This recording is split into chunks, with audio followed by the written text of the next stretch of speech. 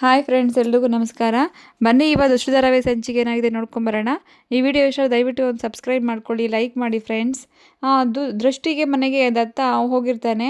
ಅಲ್ಲಿ ನೋಡಿ ಎಲ್ಲರೂ ಖುಷಿಯಿಂದ ಊಟ ಮಾಡ್ಕೊಂಡು ಕೂತಿರ್ತಾರೆ. ಆಗ ಕೊನೆಗೆ ಅವರಿಬ್ಬರಿಗೆ ಊಟ ಕೊಡಬೇಕಾಗತ್ತೆ, ಅವ್ರ ಅತ್ತೆ ಮಾವನಿಗೆ. ಅದಕ್ಕೆ ಅವರಿಬ್ಬರು ನಾವೇ ಊಟ ಬಡಿಸ್ತೀವಿ, ಕೂತ್ಕೊಳ್ಳಿ ಅಂತೇಳಿ ಇಬ್ಬರನ್ನು ಕೂರಿಸಿ ಸಂತೋಷವಾಗಿ ಊಟ ಬಡಿಸ್ತಾ ಇರ್ತಾರೆ. ಅಷ್ಟರಲ್ಲಿ ಅವನಿಗೆ ದತ್ತನಿಗೆ ಅವನು ಕುಡ್ದಿರೋ ನಶೆ ಸ್ವಲ್ಪ ಜಾಸ್ತಿ ಆಗಿ ಅವನ ತಲೆ ಸುತ್ತ ಕೆಳಗಡೆ ಬಿದ್ದೋಗ್ಬಿಡ್ತಾನೆ.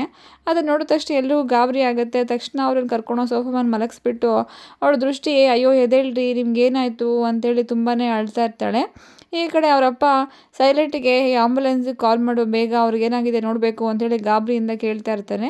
ಆಮೇಲೆ ಅಮ್ಮ ನೀನೇನಾದರೂ ಮಾಡಮ್ಮ, ದಯವಿಟ್ಟು ಇವ್ರಿಗೇನೋ ಆಗೋಗಿದೆ ಅಂತ ಹೇಳಿದ ತಕ್ಷಣ ತಲೆ ಕೆಡಿಸ್ಕೊಬೇಡ ದೃಷ್ಟಿ, ಹಾಸನಾಂಬೆ ದೇವಿ ಇದ್ದಾಳೆ, ಕಾಪಾಡ್ತಾಳೆ, ಸುಮ್ಮನೆ ಇರು, ಏನು ಯೋಚನೆ ಮಾಡಬೇಡ ಅಂತೇಳಿ ಹೇಳಬೇಕಾದ್ರೆ ಅವನು ಪದೇ ಪದೇ ಅವ್ರ ಮಾವ ಆಂಬುಲೆನ್ಸಿಗೆ ಕಾಲ್ ಮಾಡು ಅಂತ ಹೇಳಬೇಕಾದ್ರೆ ಅದ್ರ ಅವಶ್ಯಕತೆ ಏನೂ ಇಲ್ಲ, ಅವ್ರು ಆರಾಮಾಗಿದ್ದಾರೆ ಅಂತೇಳಿ ಸೈಲೆಂಟ್ ಹೇಳ್ತಾ ಇರ್ತಾನೆ.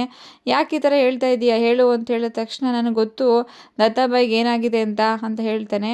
ಹೌದಾ, ಏನಾಗಿದೆಯಾ ಹೇಳು ಅಂತ ಹೇಳಿದ ತಕ್ಷಣ ಅವರು ಇವತ್ತು ಮನೆಗೆ ಸ್ವಲ್ಪ ಕುಡ್ಕೊಂಡು ಬಂದಿದ್ದಾರೆ, ಅದಕ್ಕೋಸ್ಕರ ತಲೆ ಸುತ್ತ ಬಿದ್ದಿರೋದು, ಏನೂ ಆಗಲ್ಲ, ನಶೆ ಎಲ್ಲ ಇಳಿದ್ಮೇಲೆ ಅವರೇ ಎದ್ದೇಳ್ತಾರೆ ಬಿಡಿ ಅಂತ ಹೇಳಿದ ತಕ್ಷಣ ಎಲ್ರಿಗೂ ಶಾಕ್ ಆಗುತ್ತೆ.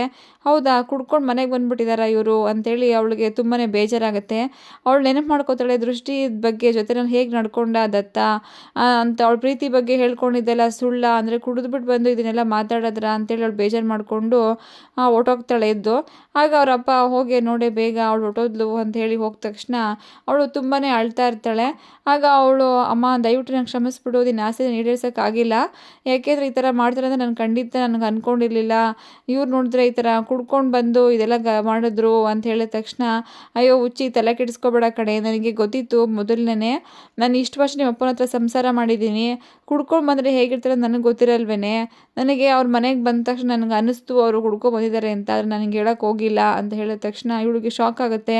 ಹೌದೇನಮ್ಮ, ನಿಂಗೆ ಫಸ್ಟೇ ಗೊತ್ತಿತ್ತಾ ಅಂತ ಹೇಳಬೇಕಾದ್ರೆ, ಹೌದು ಕಡೆ ನನಗೆ ಗೊತ್ತಿತ್ತು, ಆದರೆ ನೀನು ತಲೆ ಕೆಡಿಸ್ಕೋಬೇಡ, ನಿಮ್ಮ ಅಪ್ಪನ ಹತ್ರ ಇವ್ರು ನಿಮ್ಮ ಅಪ್ಪನ ಥರ ಇವರೇನು ಬಂದು ನಿನಗೆ ಚುಚ್ಚು ಮಾತಾಡೋದು ಏನೂ ಮಾತಾಡಲಿಲ್ಲ, ಎಷ್ಟು ಆರಾಮಾಗಿ ಖುಷಿಯಿಂದ ಎಲ್ಲರ ಜೊತೆ ಕೂತ್ಕೊಂಡು ಊಟ ಮಾಡಿದ್ರು, ಎಲ್ಲ ಮಾಡಿದ್ರಲ್ವ, ಇನ್ನೇನಕ್ಕೆ ನಿನ್ನ ಜೊತೆ ಚೆನ್ನಾಗಿ ನಡ್ಕೊಂಡಿದ್ದಾರೆ ಅವರು, ನೋಡಿದರೆ ಇಷ್ಟೊಂದೆಲ್ಲ ಬೇಜಾರು ಮಾಡ್ಕೊಂಡಿದ್ದೀಯಲ್ಲ, ಒಂದಲ್ಲ ಒಂದಿನ ಅವ್ರು ನಿನ್ನನ್ನು ಒಪ್ಕೊತಾರೆ ದೃಷ್ಟಿ, ನನ್ನ ಹೆಂಡತಿ ಅಂತ ಅವ್ರ ಹತ್ರ ಬಂದು ಹೇಳ್ಕೊತಾರೆ, ಆರಾಮಾಗಿರು, ಅದಕ್ಕೆಲ್ಲ ಏನು ಯೋಚನೆ ಮಾಡೋಕ್ಕೆ ಹೋಗಬೇಡ, ನಿಮ್ಮಪ್ಪ ಯಾವಾಗಲೂ ಒಂದು ಮಾತು ಹೇಳ್ತಿರ್ತಾರೆ, ಕುಡ್ಕೊಬೋದ ಯಾವಾಗಲೂ ಸತ್ಯ ಹೇಳ್ತಾರೆ ಅಂತೆ ಕಣೆ, ನೀನು ಅದೇ ನಿನ್ನ ಜೀವನದಲ್ಲೂ ಆಗುತ್ತೆ ಇರು ಅಂತ ಹೇಳಬೇಕಾದ್ರೆ, ಸರಿ ಕಣಮ್ಮ ಆಯಿತು ಅಂತೇಳಿ ಅವ್ರು ಹೊರಟೋಗ್ತಾಳೆ.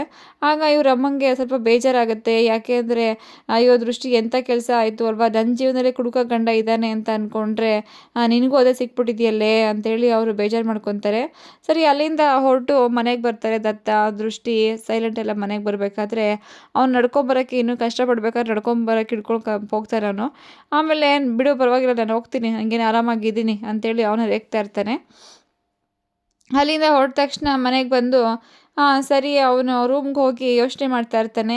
ನಾನು ಡ್ರಿಂಕ್ಸೇ ಮಾಡ್ಕೊಂಡು ಹೋಗಿರಲಿಲ್ವಲ್ಲ, ನಾನು ದೃಷ್ಟಿ ಮನೆಗೆ ಹೋಗಬೇಕು ಅಂತ ನನಗೆ ಫಸ್ಟೇ ಗೊತ್ತಿತ್ತು, ನಾನು ಅದಕ್ಕೆ ಕುಡ್ದೇ ಇರಲಿಲ್ಲ, ಎಂಥ ಕೆಲಸ ಆಯಿತು, ಬಟ್ ನನಗೇನಕ್ಕೆ ಇಷ್ಟೊಂದು ನಶೆ ಏರ್ತಾ ಇದೆ, ನಾನೇನು ಕುಡ್ಕೊಂಡು ಹೋಗಿದ್ದೆ, ನನಗೆ ಕಣ್ಣೇ ಸ್ವಲ್ಪ ಏನು ಕಾಣಿಸ್ತಾ ಇರಲಿಲ್ಲ, ಏನೇಂಗೋ ಆಗ್ತಾ ಇತ್ತಲ್ಲ ಅಂತೇಳಿ ಅವನಿಗವನೇ ಯೋಚನೆ ಮಾಡ್ಕೋತಾ ಇರ್ತಾನೆ.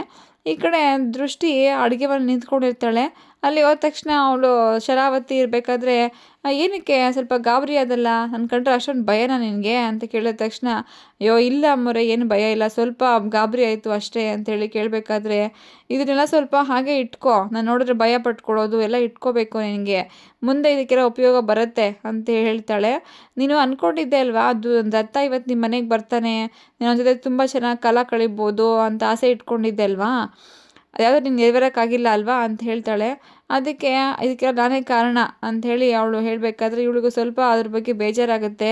ಓ ಇವರೇನ ಇದನ್ನೆಲ್ಲ ಮಾಡಿದ್ದು ಅಂತೇಳಿ ಅನಿಸ್ತಾ ಇರುತ್ತೆ.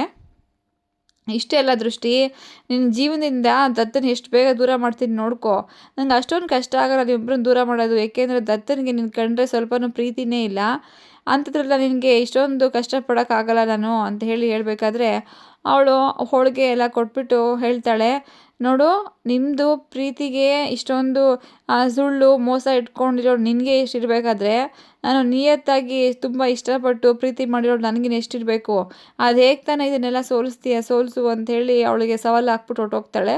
ಈ ಕಡೆ ದತ್ತ ಮತ್ತು ದೃಷ್ಟಿ ಇಬ್ಬರು ಬಂದಿರ್ತಾರೆ. ಅಲ್ಲಿ ಅವಳು ನಿಂತಿರ್ಬೇಕಾದ್ರೆ ಕೇಳ್ತಾಳೆ, ನಡೀರಿ ಊಟ ಮಾಡೋಣ ಅಂತ ಹೇಳಿದ ತಕ್ಷಣ ಅವನು ಇಲ್ಲ ಸ್ವಲ್ಪ ನಿನ್ನ ಹತ್ರ ಮಾತಾಡಬೇಕಾಗಿತ್ತು ನಿಂತ್ಕೋ ಅಂಥೇಳಿ ಕೇಳಬೇಕಾದ್ರೆ ದೃಷ್ಟಿ ಅಲ್ಲ ಕಣ್ರಿ ಏನು ತಪ್ಪು ಮಾಡಿದೆ ನಾನು ತುಂಬ ಹುಚ್ಚಿ ಥರ ನಿಮ್ಮನ್ನ ಇಷ್ಟಪಟ್ಬಿಟ್ಟೆ ನಾನು ಮಾಡಿದ್ದೇನೆ ನಾನು ತಪ್ಪಾಯ್ತಾ ನಿಮಗೆ ಅಂತ ಹೇಳಿ ಕೇಳ್ತಾಳೆ. ಅದಕ್ಕೆ ನಿನ್ನ ದೃಷ್ಟಿ ಅಂತ ಒಂದ್ಸಲ ನನ್ನನ್ನು ಕರೀಲಿ ಅಂತ ತುಂಬ ಆಸೆ ಪಡ್ತಾ ಇದ್ದೆ, ಅದಕ್ಕೆ ನಾನು ಮಾಡಿದ ತಪ್ಪಾ, ಯಾವಾಗಲೂ ನಿಮ್ಮ ಬಗ್ಗೆನೇ ಯೋಚನೆ ಮಾಡ್ತೀನಿ, ಅದು ಮಾಡಿದ್ದು ನಾನು ಮಾಡಿದ ತಪ್ಪಾ, ನನಗೆ ಶಿಕ್ಷೆ ಕೊಡಬೇಕು ಅಂತ ಅಂದ್ಕೊಂಡಿದ್ದೀರ ನನಗೆ ಗೊತ್ತಿದೆ, ಅದರಿಂದ ನಿಮ್ಗೆ ತುಂಬಾ ಖುಷಿ ಇದೆ ಅಂತ ನನಗೆ ಚೆನ್ನಾಗಿ ಗೊತ್ತು. ಆದರೆ ನಮ್ಮ ಅಪ್ಪ ಅಮ್ಮಗೆ ನೀವು ಯಾಕೆ ತಾನೇ ಶಿಕ್ಷೆ ಕೊಟ್ರಿ ಹೇಳಿ, ಅವರೇನು ತಪ್ಪು ಮಾಡಿದ್ರು ಇವಾಗ ನಿನಗೆ ಅಷ್ಟೊಂದು ಶಿಕ್ಷೆ ಕೊಡೋದಕ್ಕೆ? ಅವರು ನೀವು ಬರ್ತೀರಾ ಅಂತೆಲ್ಲ ಕಾಯ್ಕೊಂಡು ಹಬ್ಬ ಮಾಡೋದಕ್ಕೆ ಅಂತ ರೆಡಿ ಮಾಡಿಕೊಂಡು ಎಷ್ಟೆಲ್ಲ ಕಷ್ಟಪಟ್ಟಿದ್ರು ನಮ್ಮಮ್ಮ, ಅವ್ರಿಗೆಲ್ಲ ಏನಕ್ಕೆ ಶಿಕ್ಷೆ ಕೊಟ್ರಿ ಈ ಥರ ಹೇಳಿ ಅಂತ ಹೇಳಿದ ತಕ್ಷಣ ಅವನಿಗೆ ಏನು ಮಾತಾಡೋದಕ್ಕೆ ಆಗಲ್ಲ, ಸುಮ್ಮನೆ ಸೈಲೆಂಟಾಗಿ ನಿಂತ್ಕೊಂಡ್ಬಿಟ್ಟಿರ್ತಾನೆ. Okay friends, thank you.